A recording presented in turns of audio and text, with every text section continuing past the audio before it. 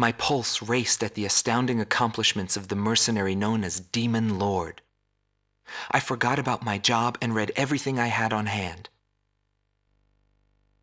Around the time Demon Lord received his nickname, South Belka showed signs of weariness regarding the war.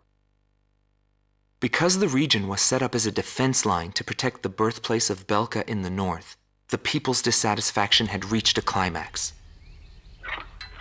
The cities declared themselves demilitarized and peacefully surrendered to the Allied forces. Unable to establish a defensive position, the Belkan army kept retreating to the north. The end of the war was fast approaching.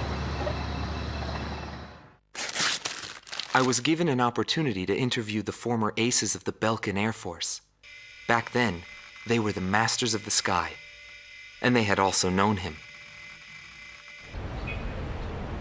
So I crossed the border to follow his trail. I wanted to capture the war and the Demon Lord from their point of view, to capture the voices of those who were there.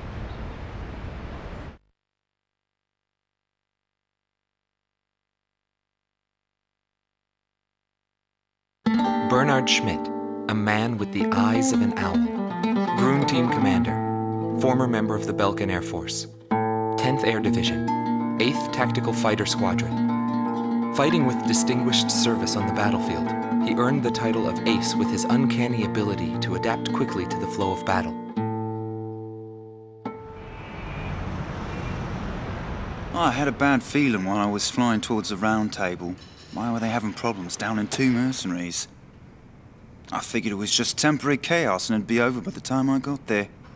Pilots of the Belkan Air Force are true professionals, but when I saw the situation, I couldn't believe my eyes.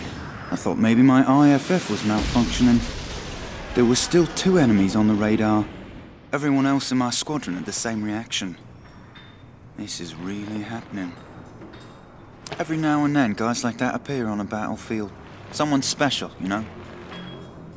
I squinted my eyes and confirmed the situation. Checked the terrain, air currents, his plane, his maneuvers, and his remaining ammo. I figured I could do it. I knew what I was getting into, but he still outmaneuvered me beyond my expectation.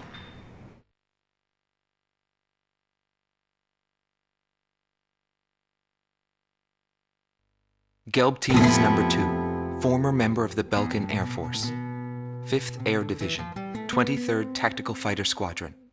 Rainer Altman. He flew the skies of Directus during the capital's liberation, and he's still there to this day. I met him above this very sky. I can still hear the sound of the missile alerts from that day. I received an order to fly to Directus on my way back from an intercept mission on the southern defense line. The order itself wasn't unusual. We kept being deployed from one mission to the next without receiving even the basic maintenance. But the situation was the same all around. We were late reaching the operational space. The station squadrons had already retreated, and warning bells were going off in the city. And the people were looking up to his plane, high above the sky. It felt like he could see right through me. He was always one step ahead of me. He matched every combat maneuver I made until I used up every trick in the book.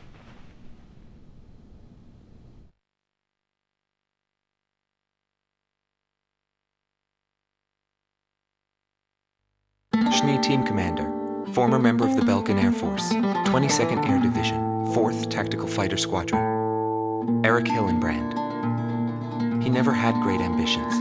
All he ever hoped for was to make a living as a regular pilot. Today he works as a flight instructor for civilian pilots. The instant he shot me, I pulled the lever. I barely managed to escape from my plane as it burst into flames. After drifting from the blast, I landed below the round table. It was a wide-open, barren wasteland.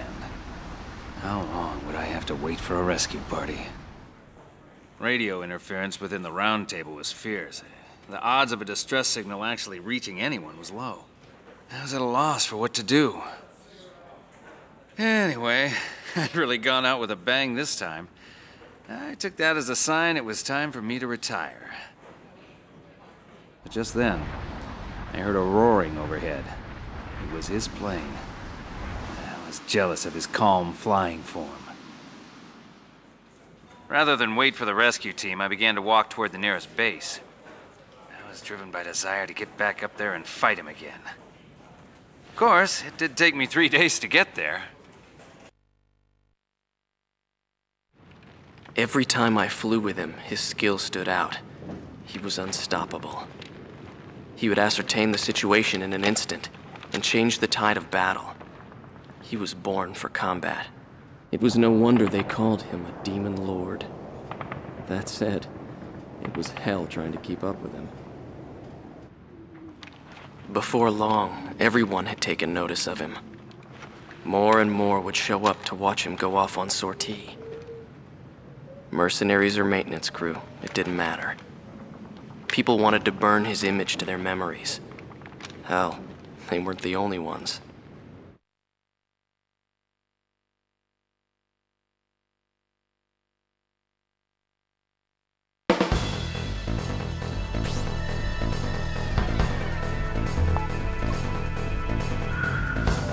The Belkan forces are beginning to take flight. The industrial city of Hoffnung is crucial to the enemy's industrial strategy and the heart of its war productions. The Allied forces have decided that all Belkan war production must be stopped to expedite the end of the war, and has requested our participation in this operation. The operation will primarily involve the bombing of ground facilities by the Allied forces' bombers. Your mission is to support those bombers and attack enemy facilities. We have achieved near total air supremacy over the target area, but don't let your guard down. There may still be sporadic resistance.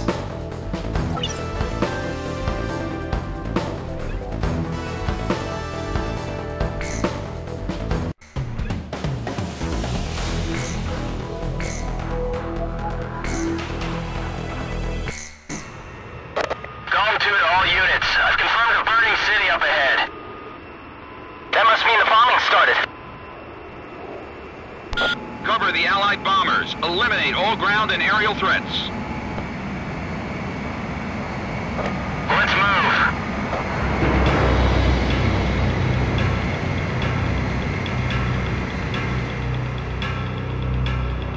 To all bombers, remove Belka's ability to counterattack. Priority is placed on destruction over accuracy. Roger. Initiate bombing sequence. Drop them all. Turn it to ashes. That's not enough. Drop more bombs. I thought we were on a precision bombing mission. They're just tossing bombs all over the place. Pinpointing enemy for Allied position. What the hell am I supposed to do?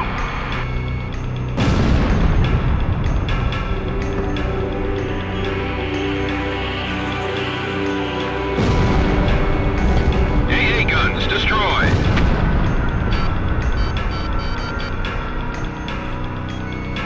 Radar lock.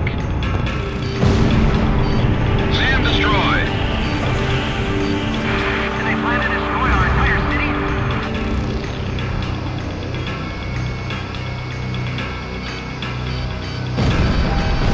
Enemy armored vehicle destroyed.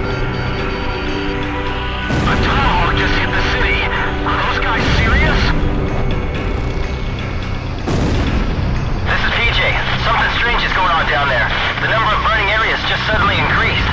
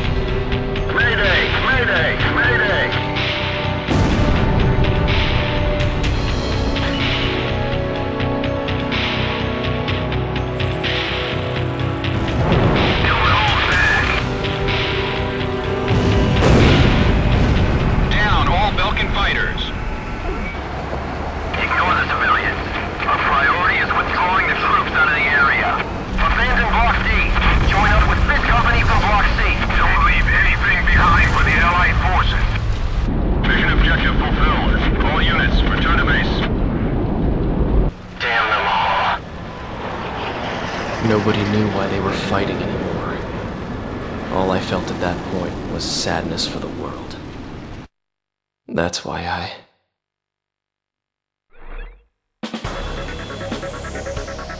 Pursued by Allied forces, the Belkan forces have taken flight, abandoning Hoffnung. Without military production capabilities, Belka is in a bind. We were also able to confiscate samples of what seemed to be experimental weapons from the abandoned war factories, before Belka had time to use them.